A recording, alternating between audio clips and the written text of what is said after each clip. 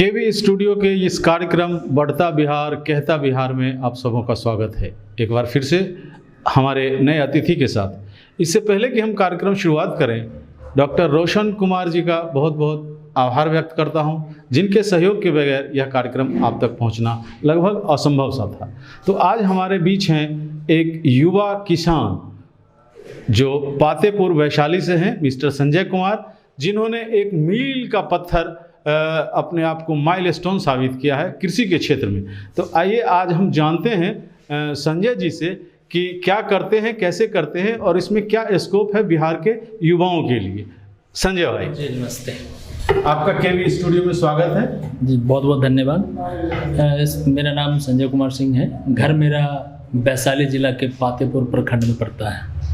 जी अमूमन तो बागवानी सभी लोग करते हैं, मगर हम थोड़ा अलग हट के करने का प्रयास किए। जैसे सेब की खेती हम किए, इस साल चौथा बार हम फसल ले रहे हैं। 3 वैरायटी पे विशेष रूप से काम चलता है अपना, अन्ना, डोरसेट गोल्डन, हरमन डबल 9। और उसी तरीके से अंजीर का खेती कर रहे हैं, अंगूर का खेती कर रहे हैं और मेडिसिनल जो प्लांट है उस पर काम हो रहा है अपना, और देसी गोवंश पे। चूँकि जैविक खेती करना का चर्चा होना एक अलग बात है, मगर जब तक आपके पास में देसी गोवंश नहीं है तब तक आप जैविक खेती नहीं कर सकते हैं। जी, तो बहुत अच्छी बात कही कि जैविक खेती करना अलग बात है और वह निर्धारित तब होता है जब आपके पास देशी गोवंश नहीं है, जैविक जिसको गोवंश कहते हैं ना। तो इसमें आप गोपालन भी करते होंगे देशी? जी, देसी गोवंश बछौर पे अपना काम चलता है, जो हमारी बिहार की जो मेन नस्ल है बछौर पे। जी। तो कितने गाय पालते हैं आप? जी अभी तो गाय की संख्या, पहले HF जर्सी 12-13 थे, वो सबको बेच दिए हैं और देसी गोवंश 2-3 ही अपने पास में है। आपने बताया कि जैसे कि आप सेब की खेती करते हैं, तो क्या सेब की खेती बिहार में संभव है क्या? जी, सेब का एक विशेष प्रजाति है जिसको भारतीय कृषि अनुसंधान परिषद और इंडो इजराइल प्रोजेक्ट के तहत तैयार किया गया है। जैसे हरिमन डबल 9, अन्ना, डोरसेट गोल्डन, गेलगला की 3 वैरायटी और ग्रेन स्मिथ की 3 वैरायटी, जो अपने यहाँ शानदार है, बहुत ज़्यादा सफल है। तो आपने जैसे कृषि अनुसंधान परिषद के अनुसंधान के बारे में जिक्र किया, तो आपने वहाँ से विधिवत प्रशिक्षण भी लिया होगा इस कार्य के लिए? जी, खेती करने के लिए तो किसान का बेटा हम हैं, तो खेती तो पहले से ही जानते थे जो कैसे किया जाता है, और बाकी प्रूनिंग वगैरह का प्रशिक्षण लिए वहाँ पे। थोड़ी सी अपनी शैक्षणिक के बारे में बताएं कि शैक्षणिक स्तर में आपने कहाँ तक ग्रहण किया? जी, मैं सर्टिफिकेट के हिसाब से अगर देखा जाए तो हम मैट्रिक पास ही हैं। आगे हम थोड़ा सा पढ़ाई किए मगर उसमें भी विफल रहे। सेकेंड ईयर में जाके पढ़ाई छोड़ दिए, खेती में ही लग गए हम पूरी तरीके से, तो एग्ज़ाम ही नहीं दे पाए। तो अभी आप खेती में कितने एकड़ में आप सेव कर रहे हैं और विभिन्न? सर, बिहार में एकड़ वाले किसान बहुत कम हैं, छोटा छोटा टुकड़ा है, 10 कट्ठे का, 5 कट्ठे का। तो हम जो भी बागवानी किए हैं वो सघन बागवानी किए हैं, हर छोटा छोटा टुकड़ा में। फिर भी कितना एवरेज और कितने साल में कितनी की आय आप प्राप्त कर लेते हैं? जैसे अभी 55 पौधा मेरे पास में सेब का है।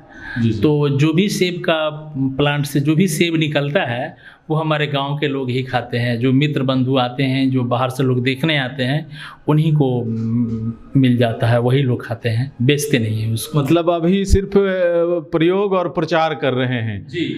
तो इसका आपके रोजगार भी आप सृजन करते हैं? इसमें कितने लोगों का रोजगार आपने सृजन किया है इसमें? जी, जैसे बर्मी खाद जो बनता है उसमें करीब 6-7 लोग काम करते हैं, और हमारा जो बागवानी है उसमें 3-4 हमारी दीदी हैं, महिलाएं हैं जो घर के बगल की हैं, वो लोग काम करते हैं। और जो पार्ट टाइम जो छोटे बच्चे हैं, जैसे 12 साल, 15 साल, 17 साल, जो मैट्रिक इंटर कर चुके हैं और बाहर नहीं जा पा रहे हैं या नहीं जाना चाहते हैं, तो वो लोग आते हैं, अपने नर्सरी पे काम करते हैं। जैसे पौधा तैयार करने का भी अपना काम होता है, तो वो लोग आते हैं। तो आप अपने छोटे से व्यवसाय में संजय जी ने लगभग 12-15 लोगों को रोजगार सृजित किया है, ये तो बहुत ही बड़ा है। तो आगे फिर क्या योजनाएं हैं आपकी?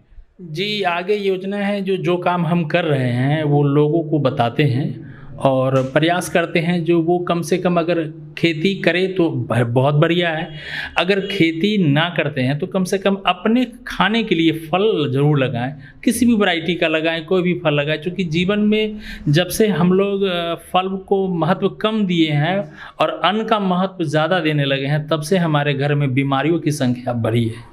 आज जबकि किसान कहते हैं कि खेती तो घाटे का सौदा है, इन परिस्थितियों में आप किसानों को किस आधार पे कह सकते हैं कि वो खेती करें?